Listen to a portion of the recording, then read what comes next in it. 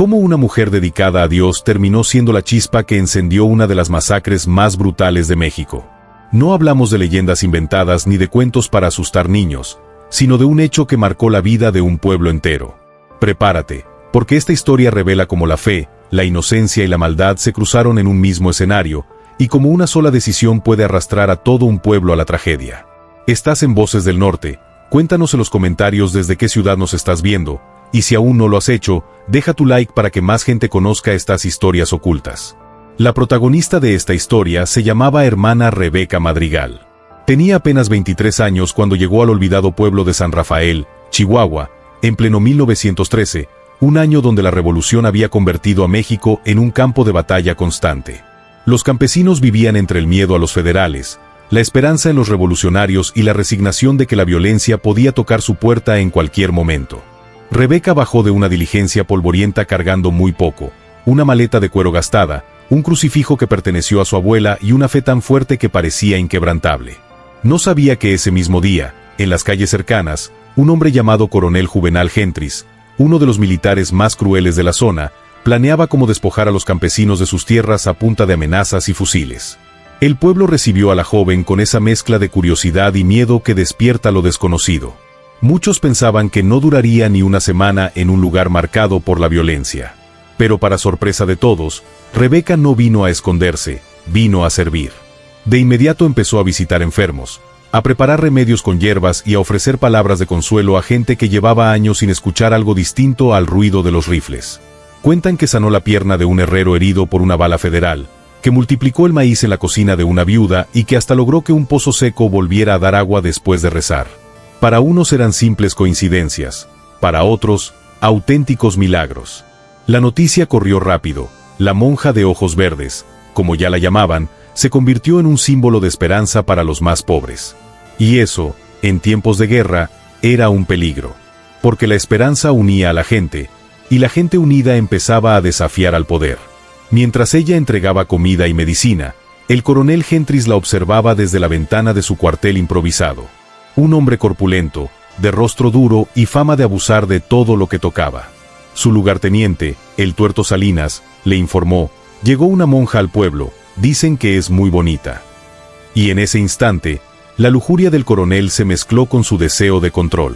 No solo quería humillar a los campesinos, ahora también tenía en la mira a la monja. El ambiente se tensó aún más cuando Salinas, montado en su caballo y acompañado de soldados armados, se presentó en la iglesia de San Rafael. No venía a rezar ni a pedir ayuda, venía con un mensaje directo del coronel. Y aquí comienza el verdadero punto de quiebre. Lo que esa monja respondería marcaría el inicio de una cadena de eventos que transformarían la fe en rabia y la pureza en sangre. Hermana Rebeca estaba repartiendo tortillas de maíz a una familia de refugiados cuando la silueta de 3 militares se recortó contra el sol. Al frente iba el Tuerto Salinas, montado en su caballo bayo. En cuanto la monja lo vio, supo que el encuentro no traía buenas noticias. No era la primera vez que veía ese gesto hipócrita disfrazado de cortesía. «Buenos días, hermana», dijo el tuerto, quitándose el sombrero con un respeto falso que nadie creyó. «El coronel Gentris solicita su presencia en el cuartel. Dice que necesita hablar con usted sobre asuntos espirituales». La frase sonaba pulida, pero en realidad era una sentencia. Todos entendieron lo mismo. Aquella invitación escondía un peligro inminente. Aún así, Rebeca no mostró miedo. Sabía que el terror solo fortalecía a los verdugos. «Claro que iré», respondió firme. Un alma que dice buscar la luz merece ser escuchada. Las mujeres que estaban cerca se persignaron al oír esas palabras. Sabían lo que pasaba en el pueblo cada vez que una joven era llevada al cuartel. Hermana Carmen, que la seguía de lejos, comenzó a rezar el rosario con voz entrecortada, y el padre Sebastián, incapaz de enfrentar lo que temía, se encerró en la sacristía. La caminata hasta el cuartel fue un calvario. Los habitantes miraban desde las ventanas, impotentes. Algunos lloraban, otros apretaban los dientes con rabia contenida. Sabían que aquella mujer, que había traído esperanza en tan poco tiempo, caminaba hacia la boca del lobo. El cuartel, antes mansión de un hacendado, ahora era un bastión de violencia, sacos de arena en las ventanas, rifles listos en las azoteas y un aire espeso a pólvora y sudor.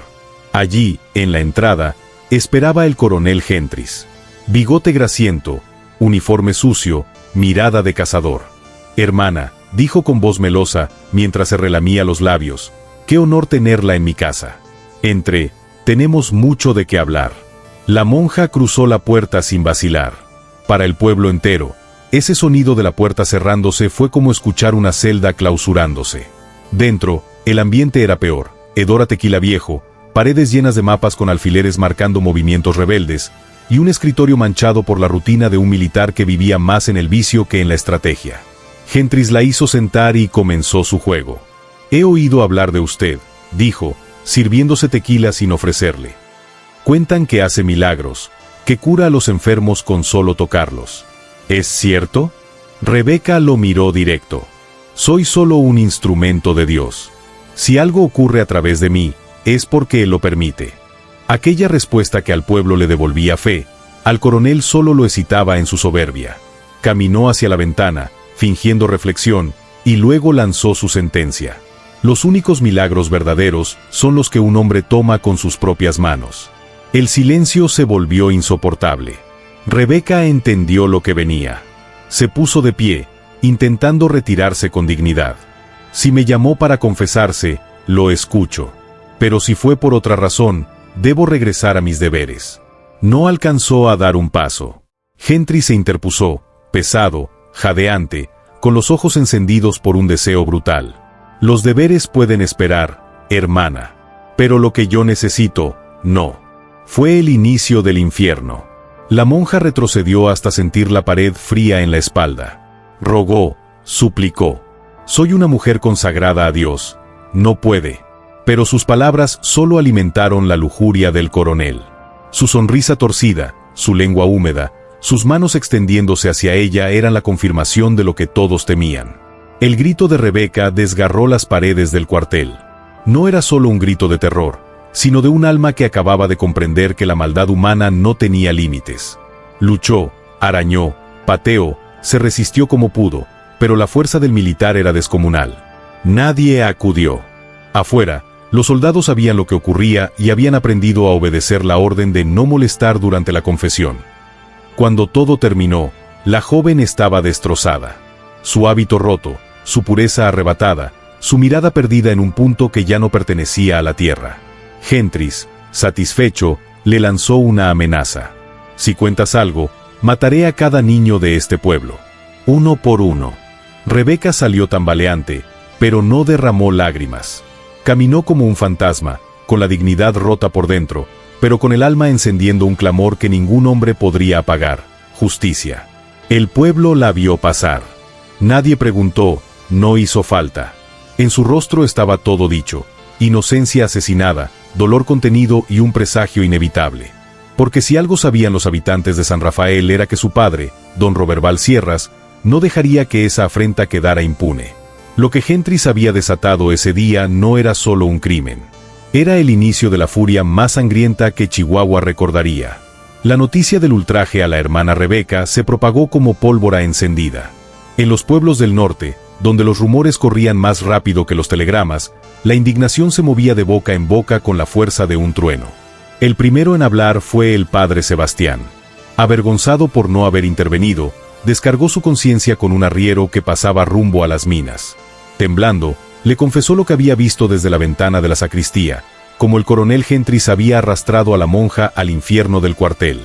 El arriero, hombre recio acostumbrado a cargar plata y a defenderla con machete, no dudó un segundo. Espoleó a su mula y cabalgó sin descanso hasta la hacienda El Venado, la más rica y respetada de la región. 3 horas después, cubierto de polvo y con la garganta reseca, llegó a los portones de hierro forjado. Allí explicó al capataz lo ocurrido. Vicente, un veterano de 65 años curtido por décadas de trabajo en el desierto, escuchó incrédulo. Llevaba toda una vida bajo las órdenes de su patrón y conocía bien lo que esas palabras desatarían. Con manos temblorosas entró al despacho donde don Roberval Sierras revisaba libros de cuentas. «Patrón», murmuró, con la voz quebrada. «Es sobre la niña Rebeca». Ese tono fue suficiente. Roberval levantó la mirada, y en cuanto escuchó el relato, la atmósfera del cuarto se volvió insoportable. El silencio que siguió fue más violento que cualquier grito. No derramó lágrimas ni golpeó la mesa, pero Vicente, que lo conocía desde joven, vio cómo sus venas se marcaban en el cuello y cómo los puños se cerraban hasta blanquear los nudillos. Al cabo de unos segundos, habló con la calma aterradora de un volcán a punto de estallar. «Ensilla mi caballo negro y prepara rifles para 20 hombres». «¿Va usted mismo, patrón?», preguntó Vicente, aunque ya conocía la respuesta. Roberval nunca delegaba cuando se trataba de justicia. Había sobrevivido a la revolución manteniendo una neutralidad comprada con oro, pero algunas ofensas eran demasiado grandes para ignorarse.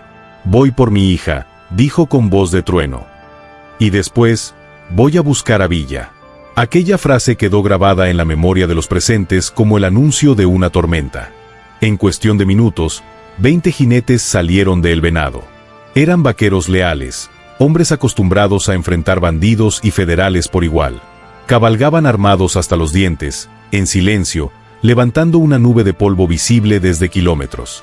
Cada uno sabía que esa noche habría sangre, y ninguno titubeó. Al llegar a San Rafael, el sol ya se ocultaba detrás de los cerros. El cielo rojo parecía presagio de la violencia que se avecinaba. El pueblo entero esperaba en la plaza, rostros serios, murmullos apagados. Todos sabían que la llegada de Roberval no era para dialogar, sino para ajustar cuentas. El hacendado desmontó frente a la iglesia. Caminó hacia su hija con pasos firmes, sin mirar a nadie.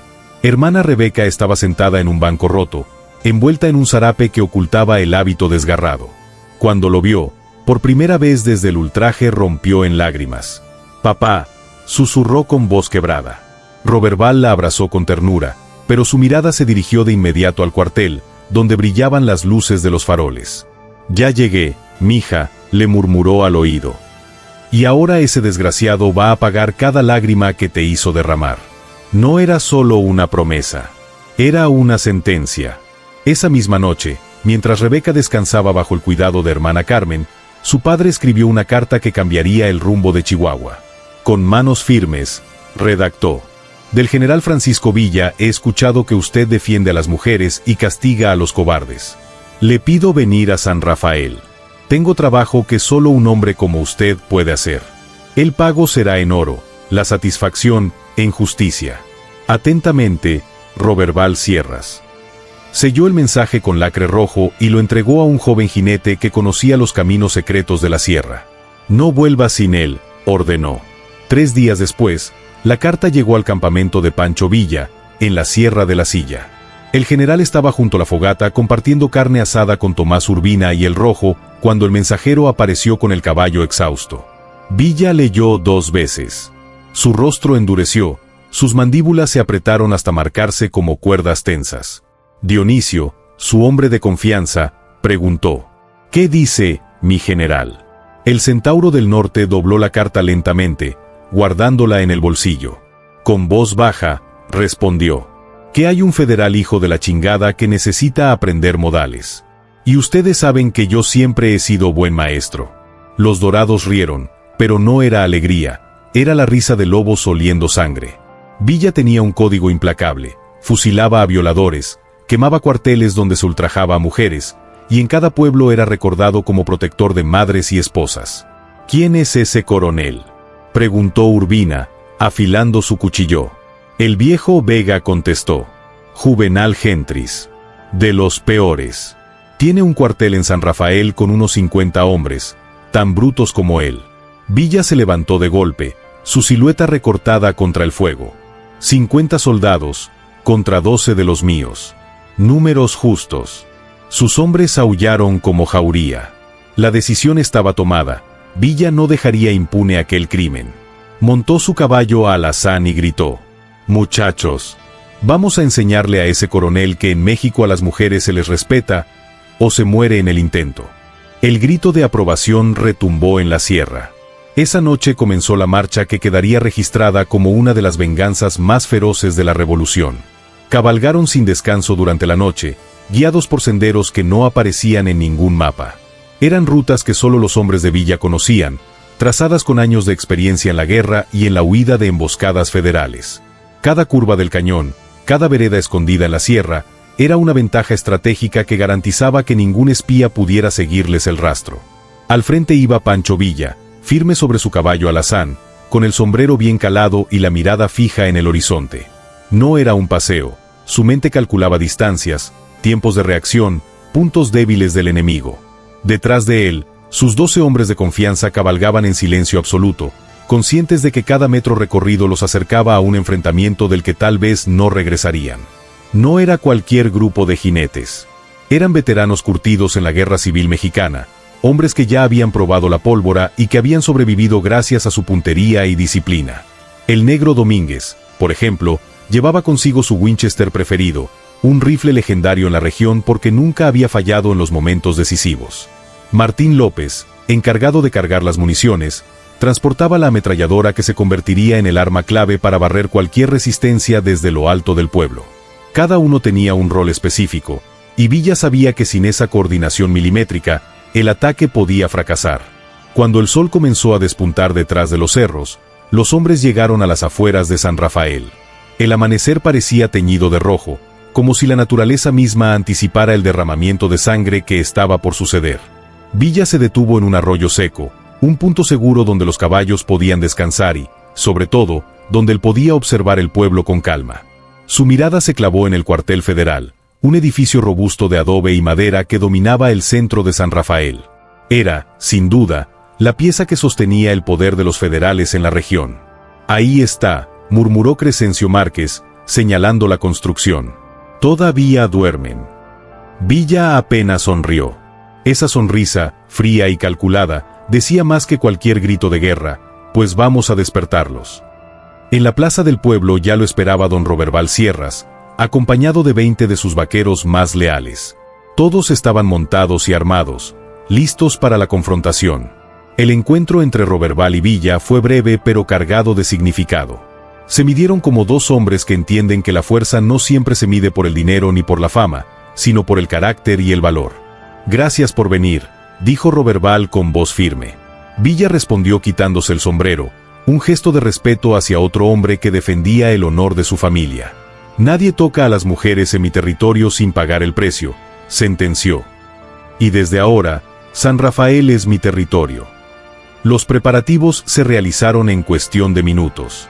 Villa, con la frialdad de un estratega experimentado, dividió a sus hombres en 3 grupos, uno para atacar por el frente, otro para infiltrarse por detrás y un tercero para bloquear cualquier ruta de escape hacia el desierto. Los vaqueros de don Roberval rodearon el pueblo, cerrando el círculo para que ni un solo federal pudiera escapar en busca de refuerzos. La instrucción de Villa fue clara: «Quiero vivo al coronel. Los demás pueden elegir si salen con las manos arriba o en un ataúd». En medio de los preparativos apareció Rebeca, aún débil, pero con una determinación que sorprendió a todos. Había pasado la noche rezando en lo que quedaba de la iglesia, y ahora caminaba hacia la plaza con paso firme. Sus palabras fueron directas: «General, gracias por venir a hacer justicia». Villa la miró fijamente. En esos ojos verdes vio la fuerza de todas las mujeres que había jurado defender, recordó a campesinas, esposas y madres que habían sufrido en silencio los abusos de los federales. «Señorita», respondió quitándose el sombrero, «algunos hombres nacen para ser castigados, y otros nacemos para castigarlos. Ese es el orden natural de las cosas». El momento de la acción llegó con un simple silbido de Villa. En cuanto el aire se cortó con ese sonido, comenzó el ataque. El primer disparo tronó en la mañana como un cañonazo, seguido por un aluvión de balas que transformó la calma del amanecer en un caos absoluto. Los federales, sorprendidos, corrieron en todas direcciones, tropezando entre ellos mientras intentaban organizarse. Pero Villa había planeado todo con precisión quirúrgica. Urbina y el Rojo atacaron la entrada principal, disparando ráfagas que obligaron a los defensores a atrincherarse tras sacos de arena. Mientras tanto, Dionisio y el Negro Domínguez flanquearon por la parte trasera, eliminando los centinelas con cuchillos antes de que pudieran dar la alarma. Y desde el campanario de la iglesia, Martín López instaló la ametralladora, convirtiéndose en el dueño absoluto del campo de batalla. Cada ráfaga de esa arma sembraba el terror entre los federales, que no encontraban refugio seguro. El coronel Juvenal Gentris, sorprendido en su despacho, despertó en medio del caos. La resaca del alcohol lo hacía tambalearse mientras buscaba su pistola entre botellas vacías. Su lugarteniente, el Tuerto Salinas, entró gritando: «Nos atacan, mi coronel, y disparan como diablos». Apenas tuvo tiempo de terminar la frase cuando una ráfaga de ametralladora hizo trizas la ventana, llenando el cuarto de cristales que cortaban como cuchillas. Mientras la batalla avanzaba, Villa gritó una advertencia: «Ríndanse. Solo queremos vivo al coronel. Los demás pueden salvar la vida si tiran las armas». Algunos jóvenes soldados lo hicieron, arrojando los rifles y levantando las manos. Pero los más veteranos, los mismos que habían participado en abusos y violaciones, eligieron resistir. Esa decisión selló su destino. Cayeron uno por uno bajo las balas revolucionarias. El tuerto intentó escapar por la parte trasera, pero allí lo esperaba el Güero Contreras. «¿A dónde vas tan rápido, hijo de la chingada?», le dijo antes de degollarlo con un tajo que puso fin a su historia en segundos. Cuando el humo se disipó, solo quedaba con vida el coronel Gentris. Aterrorizado, abrió la puerta de su despacho con las manos en alto. Su uniforme estaba manchado de sudor y miedo. Balbuceó: «General Villa, podemos arreglar esto. Tengo dinero, mucho dinero». Pero lo que Villa había ido a cobrar no era dinero. Era justicia. Los hombres de Villa estaban listos, cada uno con la mirada fija en el cuartel federal. Nadie hablaba, porque todos sabían que en unos minutos la calma del pueblo se convertiría en un campo de batalla. Villa, con su pistola revisada por última vez, recordó a sus hombres la orden más importante: «El coronel lo quiero vivo. Los demás, que Dios decida». Fue en ese momento cuando apareció hermana Rebeca, saliendo de la iglesia destruida. Había pasado la noche rezando, y aunque su cuerpo todavía cargaba el peso del dolor, sus pasos eran firmes. Ver a su padre rodeado de hombres armados le confirmó que la hora de la justicia había llegado. Se acercó al general, mirándolo directo a los ojos. «General, gracias por venir a hacer justicia». Villa vio en su mirada algo que lo conmovió. Recordó a su propia hermana y a todas las mujeres que había jurado proteger. Se quitó el sombrero y respondió con seriedad: «Algunos nacen para ser castigados, otros para castigar. Así está escrito». Rebeca asintió.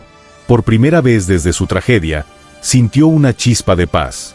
Sabía que lo que iba a ocurrir no borraría su dolor, pero también entendía que la justicia podía traer alivio, aunque llegara con pólvora y acero. Con el sol ya alto, Villa lanzó la señal. Un silbido cortó el aire y, en segundos, San Rafael ardió en fuego y balas. El primer disparo resonó como trueno y de inmediato la ametralladora respondió, convirtiendo el amanecer en un infierno. El cuartel federal pasó de la calma a la confusión absoluta. Soldados corrieron sin rumbo, buscando armas, mientras las paredes se desmoronaban bajo el impacto de los proyectiles. El coronel Juvenal Gentris, todavía ebrio de la noche anterior, despertó sobresaltado. Su pasado lo alcanzaba al fin. «Nos atacan, mi coronel», gritó el tuerto Salinas, entrando con el uniforme mal puesto. «¿Quiénes son?», rugió Gentris, buscando su pistola entre botellas vacías. «No lo sé, pero disparan como demonios». Una ráfaga atravesó la ventana del despacho, lanzando vidrios por todas partes. Gentris entendió que no enfrentaba a simples bandidos, era Villa y sus dorados. El ataque estaba calculado al detalle. Tomás Urbina y el Rojo abrieron fuego en la entrada principal, distrayendo a los defensores.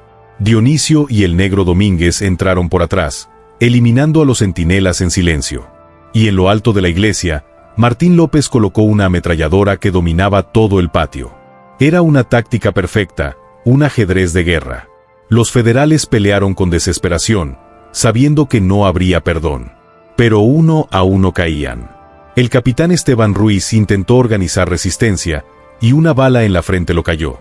El joven teniente Bautista, apenas un muchacho, se desangró pidiendo por su madre. La batalla era implacable. «Ríndanse, cabrones», tronó la voz de Villa. «Solo necesitamos vivo al coronel». Algunos soldados arrojaron las armas, conscientes de que seguir era morir. Pero los más veteranos, manchados por crímenes, resistieron hasta el final. El tuerto Salinas intentó huir por una ventana, pero lo esperaba el Güero Contreras con un cuchillo listo. «¿A dónde tan rápido, hijo de la chingada?». Un tajo limpio acabó con él. Finalmente, el humo se disipó. Solo quedaba vivo el coronel Gentris, atrincherado en su despacho como una rata. Villa avanzó entre casquillos y sangre seca, acompañado por sus hombres. Coronel, rugió. Salga como hombre o iremos por usted como a cobarde. La puerta se abrió. Gentris apareció tembloroso, su uniforme manchado de sudor y miedo. Levantó las manos.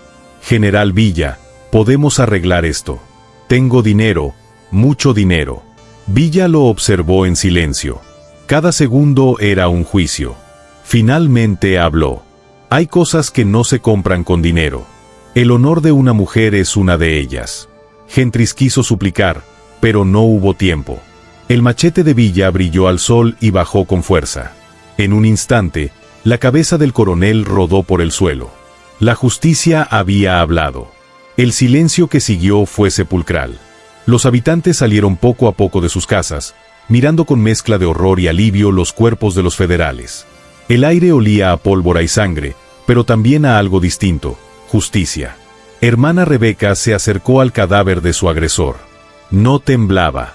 Villa, con respeto, le preguntó: ¿Se siente mejor, señorita? Ella lo miró con dureza. La justicia no borra el dolor, general, pero lo hace soportable. Su padre, don Roberval, la abrazó con lágrimas contenidas. La deuda estaba saldada. Villa sabía que los federales enviarían refuerzos, así que ordenó retirarse a la sierra. Antes de partir, estrechó la mano del hacendado. Hombres como usted levantarán este país cuando acabe la guerra. Y con eso, Villa y sus hombres partieron al galope, dejando tras de sí una nube de polvo y la leyenda de que el general había cruzado kilómetros para defender el honor de una mujer. En las cantinas polvorientas, bajo las estrellas del desierto y alrededor de las fogatas de los campamentos revolucionarios, la historia comenzó a viajar de boca en boca. Nadie sabía exactamente quién fue el primero en contarla, pero todos coincidían en lo mismo. Pancho Villa había cabalgado kilómetros para vengar a una mujer y había arrancado de raíz la soberbia de un coronel federal. Con el tiempo, cada narrador añadió su propio detalle. Algunos juraban que Villa llegó con más de 300 hombres, otros decían que fueron apenas una docena de dorados los que bastaron para sembrar el terror. Había quienes aseguraban que la cabeza del coronel Gentris permaneció días clavada en una pica frente a la plaza del pueblo como advertencia. Otros, más prudentes, contaban que fue enterrada en secreto para que su maldad no siguiera contaminando la tierra. Pero más allá de adornos, el corazón de la historia se mantenía intacto. Había hombres dispuestos a morir por la dignidad de las mujeres, y que la justicia, aunque tardara, siempre encontraba su camino. Hermana Rebeca nunca regresó al convento de la capital. Decidió quedarse en San Rafael. Levantó con sus propias manos una nueva iglesia sobre las ruinas de la anterior, y convirtió el lugar en refugio para heridos de guerra, huérfanos y campesinos desplazados. Su misión dejó de ser rezar en silencio, ahora era sanar cuerpos quebrados y, sobre todo, almas desgarradas. Su rostro ya no recuperó jamás la inocencia perdida. Pero en su mirada apareció algo distinto, la sabiduría de quien ha visto el abismo y aún así elige creer en la luz. La llamaban la monja de los ojos verdes, un faro de esperanza en medio de la oscuridad revolucionaria. Y con los años, su nombre se volvió leyenda entre soldados y campesinos. Don Roberval, su padre, vivió aún 10 años después de aquel día. Murió en su cama, rodeado de nietos que escuchaban atentos como su abuelo había convocado a Pancho Villa para vengar el honor de su hija. Sus últimas palabras fueron para ella: «Me voy en paz, hija». La justicia se cumplió. Años más tarde, cuando en 1923 Villa cayó bajo una lluvia de balas en Parral, se dice que entre sus últimos pensamientos apareció fugazmente la imagen de aquella monja de ojos verdes. Y con ella, la satisfacción de haber hecho lo que debía, de haber cortado la cabeza correcta en el momento preciso. En el cementerio de San Rafael, aún puede verse una tumba sencilla con el nombre del coronel Juvenal Gentris. Pero pocos saben el detalle macabro: su cuerpo y su cabeza descansan en fosas separadas. Fue orden expresa de don Roberval, para que ni siquiera en la muerte pudiera estar completo el hombre que había profanado la pureza de su hija. Así, entre mito y verdad, la historia sobrevivió a las décadas. Un relato que habla de sangre, pero también de justicia, de dolor, pero también de esperanza. Y ahora, compadre, mira bien esa pantalla. La historia no termina aquí. Haz clic en el próximo video, porque ahí te voy a contar secretos de Villa que no aparecen ni en los libros de historia, traiciones escondidas y batallas olvidadas que cambiarán lo que creías saber de la revolución. Ándale, no lo pienses. Pícale ya Y nos vemos del otro lado.